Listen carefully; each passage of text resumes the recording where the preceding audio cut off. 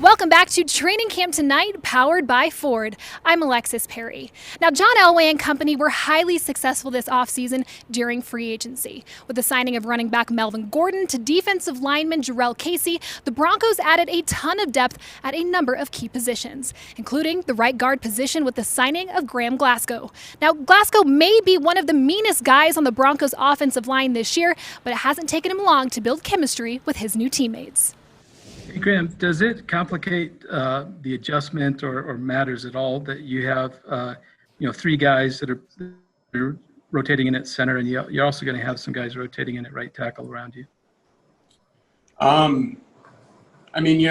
don't think it takes as long to develop chemistry as a lot of people say it does. I think that you can kind of get that going within the matter of a few weeks, a couple weeks. So the rotations are necessary. They're battling for a job, and we're just trying to put the best five out there. So until we find out who the best five are, I think we need to keep doing it and figuring out what's best for the line and the team. You played center in this league. For a guy like Austin, what's the biggest transition from going from a right guard last year here to a center now? I'd probably say the biggest part that he needs to. He's kind of figured it out. He's a really, really smart kid, but it just comes down to the mental part of the game. When you're a center, you're not getting a whole bunch of one-on-ones like you would if you were a guard, if you were a tackle, but you just end up just as exhausted because mentally it takes a toll on you because you need to make sure that you're on top of your game. You spend a lot more time studying, and you just need to make sure that because of that, because if the center's messed up, we're all messed up. So he's getting everybody on the same page, and so far I think him and Pat and even Kush because Kush, he's a first-year player. I think they've done a fantastic job, and they've been learning the system well. It looked like the tackles, both Garrett and Elijah, had some issues. Like your defense was getting after it. I know it's early, but what do you look for from those tackles as we get more into pads over the next week? Well, they got to do a good job of blocking. We need to, as an O-line, and the tackles are part of the O-line, build a good fort for the quarterback to throw from. Okay, and we can't have cracks or leaks in the fort that apply pressure.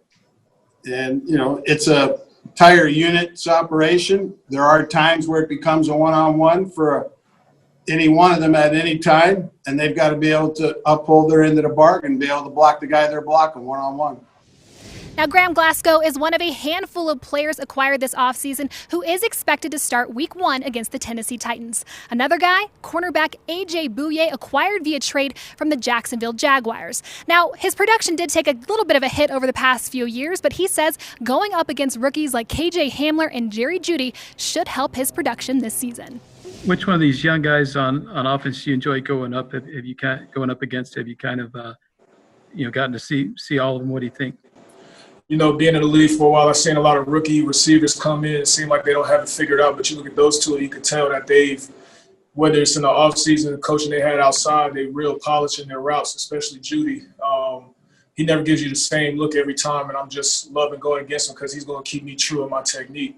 Curious, if you're an opponent, and you were last year, but going against receiver tandem like the Broncos figure to have with Jeudy and Sutton, what would that do to a defense to have a kind of a unique pair like that?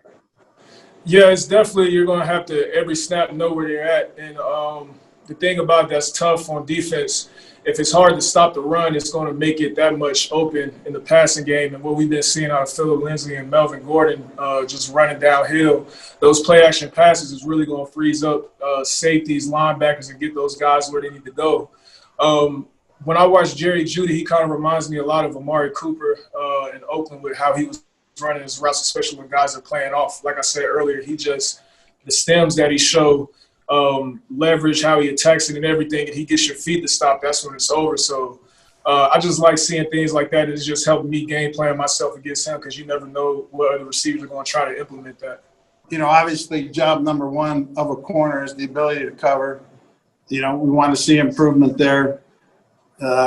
Corners have to tackle in this league in the run game, and he has to improve there. And just his overall awareness of what we're doing on defense and understanding his position and how it relates to what we're doing. I think if he can achieve those things, he's off to a good start and will be a major factor in our defense.